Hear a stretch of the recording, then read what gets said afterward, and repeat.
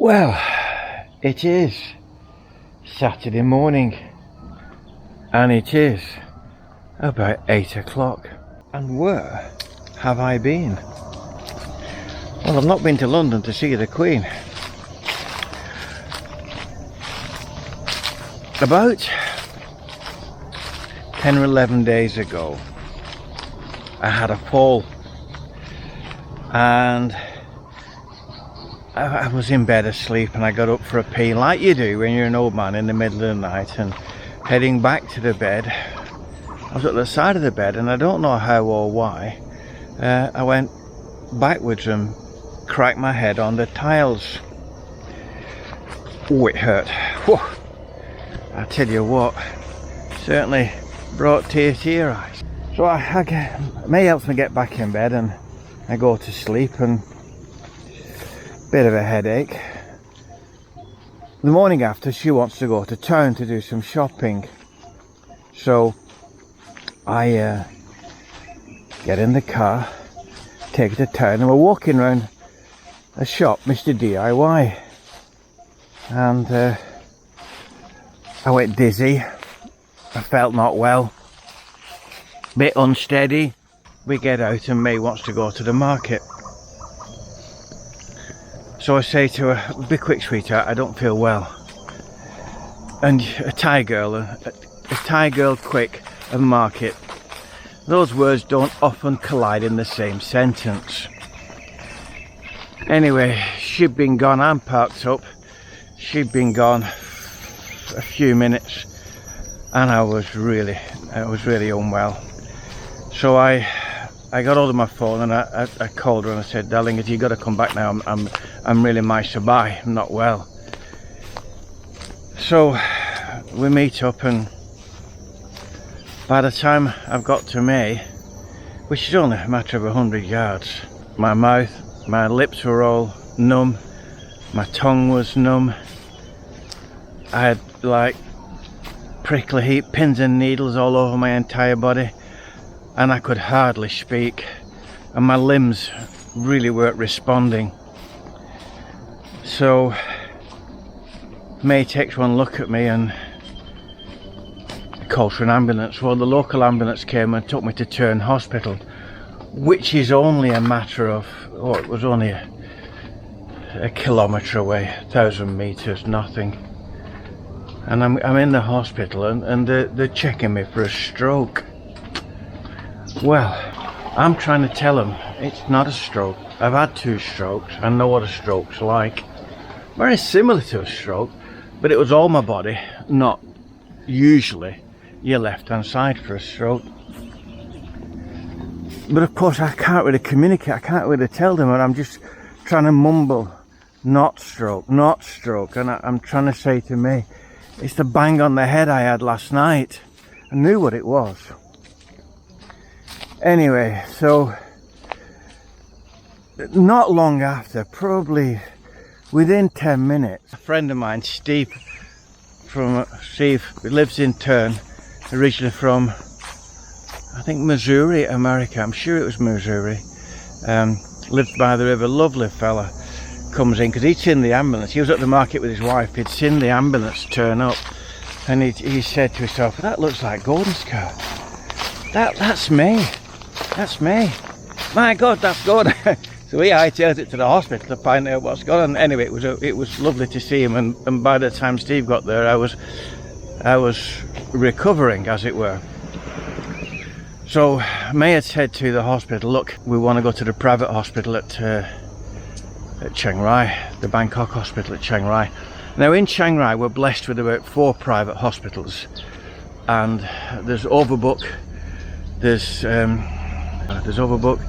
Mae Falung, the Bangkok hospital, and I can't remember the name of the last one. Anyway, so we're blessed with private hospitals in Chiang Rai, as well as public hospitals. And so they said, well, our ambulance can't take you up there. So May called the Bangkok hospital, and they sent an ambulance down. So the ambulance arrived. It's a good hour, and they pick me up, get me in, and start taking me back to Chiang Rai. Now then, in the ambulance was a nurse from the ICU unit, a paramedic and a driver. And the ambulance is a $1 million ambulance, state of the art, absolutely bang on ambulance. No disrespect to the public one here, but when they got me on the trolley in the centre of Turn, I could feel every bump when they got me out. Well, and it's only a kilometre ride to the Turn hospital. I could feel every bump, and but when I got on the one from the private hospital, it was like floating on air. So I'm conscious. I'm conscious, and I've got all my faculties back by then, and I knew exactly where we were on the journey. When I've done the journey up to Chiang Rai that many times over the years, the incline on the road, you know, going up the hill, the bends, I know exactly where I am. Anyway, we get to the hospital and they get me in the emergency room, and then I've got a lovely emergency doctor, a lady doctor, and came in, and I had an ECG and I had a this and a that and the other and the full Monty and questions and different things. And then they take me up to intensive care. So I'm in a bed in intensive care. Now the intensive care at that hospital, I was in a private room, and the room is about 5 meters, about 15 feet by about 10 feet. So it's like a 150 square foot room, a nice sized room, large, beautiful windows overlooking the town, and it's on the top floor. And then there's a full glass wall. There's curtains for privacy, but there's a full glass wall so all the medical staff can see everybody in ICU. I was wired up. I had the oxygen meter on. I had the blood pressure every 15 minutes. I had all the heart monitors. I was totally wired up. A nurse would come in every 15-20 minutes and take my temperature and make sure that, suffice to say, the care was absolutely knockout. Not only was it knockout, but the bed, it was a highly modern hospital bed, electronically controlled, so you could go up, down, sit up, lie down, whatever you wanted in position wise. On the wall in front of me was a 40-inch smart TV, Netflix, YouTube, the full Monty. You know, it was a proper job. Anyway, I was in there for 24 hours, like observation, and I go up to that hospital for things like cholesterol, blood pressure, and the usual stuff when you get to 70 odd years old. And my, if you like, a GP, the lady I always see, the doctor I always see, a lovely girl, she came in and had a look at me, had a chat. There was 3 different neurosurgeons came in. They sent me down for a CT scan, and then later in the afternoon, the results of the CT scan, they wanted me to have an MRI scan. Well, I get down to the MRI and I'm on the trolley, and I'm claustrophobic. The minute that they put the helmet on and I can't move and I'm going into that tunnel, it's not happening. I said, nope. I would rather die than go in there because I'm claustrophobic. So my doctor comes down, the lady doctor, and she says, Gordon, you know, you've got to have this scan. We need to. So I'm going, I would rather die than go in that tunnel, restricted with my head in a helmet where I can't move, and it's just not happening. So the next thing is another doctor came, a lovely fella, Thai doctor, tall, like 6 foot odd tall, and he was an anaesthetist, and he said it's no problem, go to sleep, and gave me I've got the thing in the back of my hand for because I was on a saline drip for the duration. So they take that out and they put the anaesthetic in and buffer them asleep and have the CT scan, and I wake up back in bed and everybody's happy. So I'm probably doing it a disservice, but it was absolutely unbelievably professional, good, and the whole lot. Now, the ambulance to come down for me is 90 kilometers. And obviously, so it's a 180 kilometer round trip with 3 personnel. So at the ambulance, I had all the surgeons, the doctors, the anaesthetists, the CT. Oh, they said my blood was low in oxygen, so they wanted to do. I mean, I had do you smoke? No. So they said, well, we need to do a chest X-ray. We need to find out if your chest is okay because you're very low in oxygen in your blood.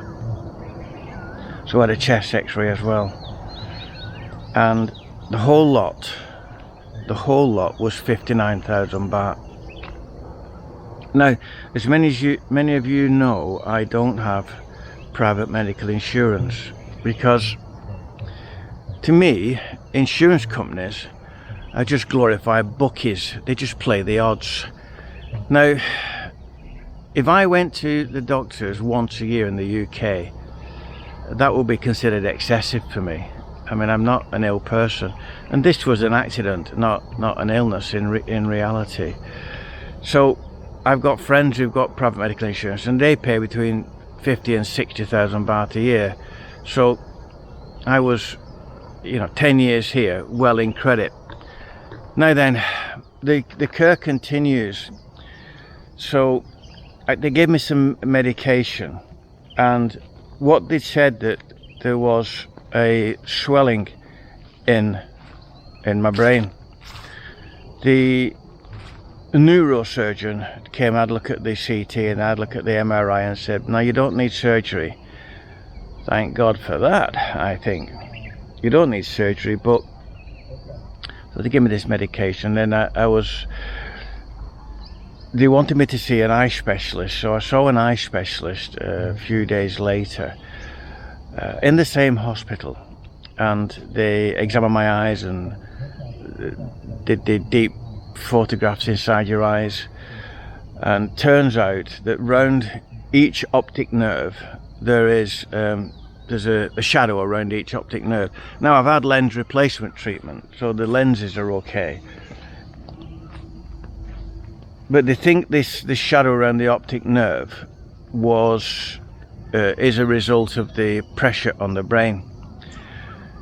So I'm back up there yesterday, back in ICU, seen my GP lady, and she says, right, what we need to do is we need to relieve the pressure on your brain. So to give you a clue, I couldn't do this walkabout that we're doing now. If I'd have done 10% of this, I'd have had to go and lie down. I've been dizzy and unsteady on my feet, etc. I'm in the ICU, and in comes my friend, the tall Thai anaesthetist, and he said, remember me? I said, yep, I remember you, you're the sleep doctor. Anyway, he said I'm going to do the spinal tap for you today. So I end up having a spinal tap, a lumbar puncture, and that's where they insert a needle into your spine and they drain some of the spinal fluid off that releases the pressure in your brain. And after the procedure, he said to me, he said, well, we monitored the pressure in your brain as we had the needle in your spine, and your pressure was just over 30, and we've reduced it to 18. So, I mean, I do feel better after that, and my eyesight is better as well. It's a lot clearer. So And so all day yesterday in ICU, and the spinal tap and the consultations, and I'd had blood tests in the morning as well. The whole lot of that was 15,000. So I'm still well ahead, as if I was paying 56,000, 50 or 60,000 a year in medical insurance.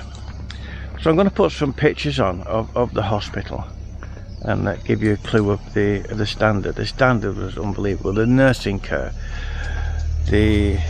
all the nurses were female. I didn't see any male nurses, but they were all absolutely angels. Nothing was too much trouble for you, and they were just really professional, fantastic. The place is cleaner than clean.